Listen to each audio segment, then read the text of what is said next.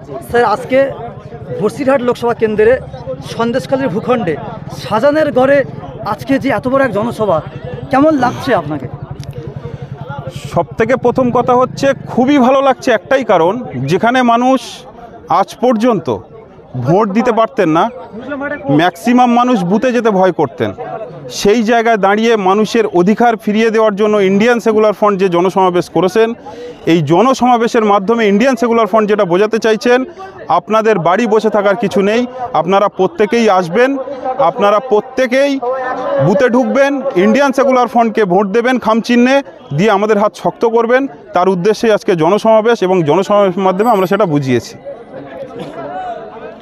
সন্দেশখালীর বুকে এক শ্রেণী মানুষ তারা বলছে, জানি না তারা কোন মতের মানুষ বা কোন দল করে, তারা বলছে যে আইএসএফ বসিরহাটের ভূখণ্ডে এই জন্য এসছে ভোট কাটোয়া হিসেবে। এই ইস্যুতে দেখা যাচ্ছে বিভিন্ন দল তারা প্রশ্ন তুলছে যে আইএসএফ এখানে এসছে বিজেপিকে সুবিধা করার জন্য এবং আইএসএফ হলো ভোট কাটোয়া। এই বিষয়ে কি বলবেন আপনি? দেখুন, এই বিষয়ে ছোট্ট একটাই কথা বলার, ছোট করেই বলছি, যদিও আমি বলতে পারি না তবুও বলছি।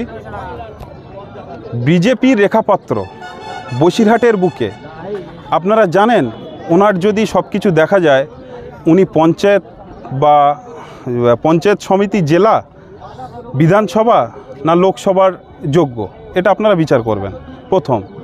দ্বিতীয়ত হাজী নুরুল ইসলাম, আমি নাম ধরেই ওনার বলছি, হাজী নুরুল ইসলাম, উনি 2009 সালে এখানে সাংসদ হয়ে এসেছিলেন। মানুষ কিন্তু হাজী নুরুলের দিকে তাকিয়েছিলেন, ওনাকে জিতিয়েছিলেন, সবাই সুবিধা পাবে বলে, এই দুর্নীতি বসিরহাট থেকে সরবে বলে।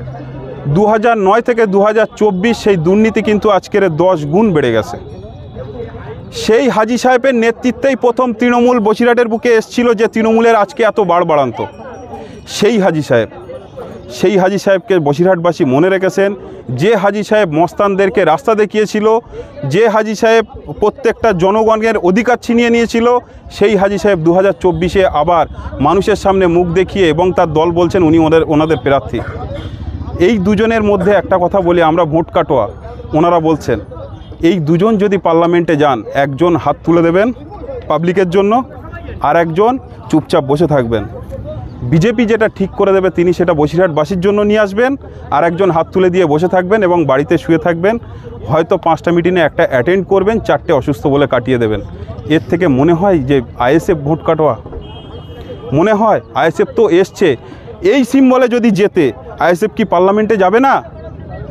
আইএসএফ একজন যোগ্য প্রার্থীকে এখানে পাঠিয়েছেন, আমি আমাকে নিজের যোগ্য বলছি না, সেটা আমি পার্লামেন্টে যাওয়ার পরে বসিরহাটবাসীকে বুঝিয়ে দেব।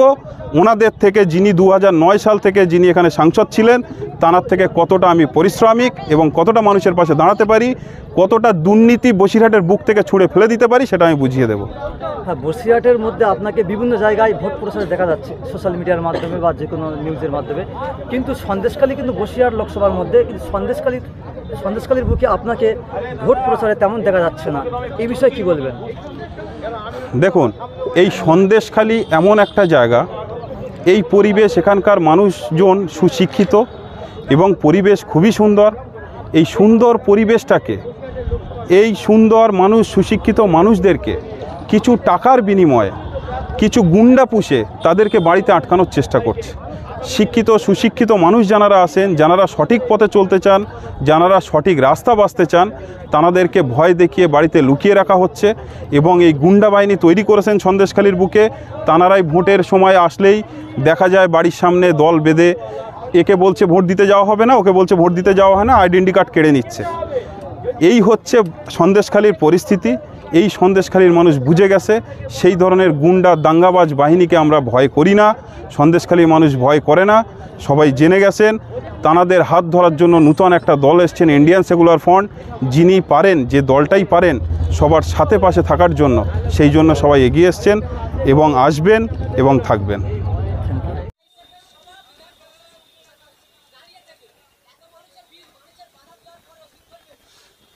মানুষকে ভয় দেখিয়েছে, সমস্ত মানুষ আসতে পারেনি। মানুষ যদি আসতো, আজকে 10,000-এর মতো মানুষ হয়েছে, এটা করে 30 থেকে 40,000 মানুষ জমায়েত হতো।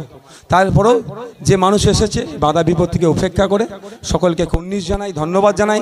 যারা আসতে পারেননি তাদেরকে বলবো আপনার মিডিয়ার মাধ্যমে জুন মাসের 1 তারিখে আপনাকে যে আসতে চাইলে তার জবাবটা ইভিএম মেশিনের মাধ্যমে প্রেস বটন করে জবাবটা দেবেন খামচিহ্নে।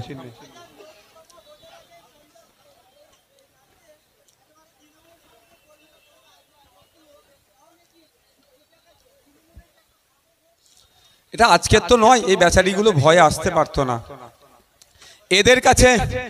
এদের কাছে অল্টারনেটিভ অপশন ছিল না, এদের কাছে বিকল্প ছিল না। আইএসএফ কে এতদিন পায়নি, কাছে পেয়েছে আইএসএফ, এসে আইএসএফ এর ছায়াতলে আসছে। সারা রাজ্যের মানুষেরা বিভিন্ন রাজনৈতিক দল ছেড়ে আইএসএফ এর ছায়াতলে আসছে।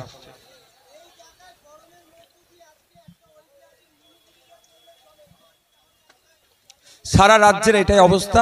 কিছু জায়গায় শিবু উত্তমদের মতো মানুষকে দিয়ে আমাদের মধ্যে ভয় তৈরি করে সেটাকে আটকে রেখেছে। তবে বেশি দিন নয়। একটু সামনে আসো তো, আমাদের ইনাকে চেনেন? আসিয়া বিবি, তাই তো? আয়েশা বিবি ভয় দেখে জেলে রাখার চেষ্টা করেছিল, কিছু করতে পেরেছে? আইএসএফ কে ধুমকি জেল দিয়ে আইএসএফ কে আটকে রাখতে পারবে না।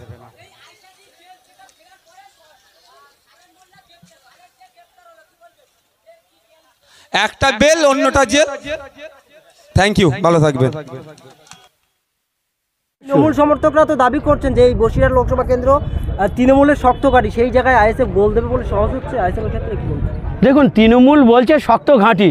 আপনারা বলুন তো, আপনারা বলুন, এই সরবেরিয়ার মাটিতে দাঁড়িয়ে বলুন, মানুষ ভোট দিতে পেরেছে এর আগে? ভোট গায়ে মানে না আপনি বলুন। আমি যদি ভোটে জিতে মানুষের রায়ে প্রতিনিধিত্ব হই তবেই আমি নেতা, তা নাহলে আমার কাছে চাটা বলে মনে করি। মানুষ ভোট দিতে পারেনি, তারা নিজেরা নেতা হয়েছে, তারা তো বলবে। আমরা চাইছি মানুষ ভোট দেখ, যাকে ইচ্ছা তাকে ভোট দেখ, সে নেতা হোক। আমরা তাকে স্যালুট জানাবো, তাকে ফুল মিষ্টি দিয়ে সম্বর্ধনা জানিয়ে আসবো। কি বলবেন, এই মাঠে আজকে লাখ লাখ মানুষ হয়েছে, তাহলে এটাই কি একটা ছোট মিনি মিনিকেট? অবশ্যই আপনারা দেখে বুঝতে পারছেন, মানুষ একটা বিকল্প কিছু চাইছিল, সেই বিকল্পটা মানুষের কাছে এখন এসে গেছে। ISF, Indian secular front. আমি বলে রাখলাম, হ্যাঁ সেটা সময় দেখতে পাবেন। গত 2 দিন আগে সোশ্যাল মিডিয়াতে একটা ভিডিও দেখতে পেলাম, গত 2 দিন আগে সোশ্যাল মিডিয়ায় একটা ভিডিওতে দেখতে পেলাম বিজেপির প্রার্থী তাপস, সেই তাপসের সাথে দেখা করতে গিয়েছে সিপিএম এর তাপস দেখা করতে বিমান বসু।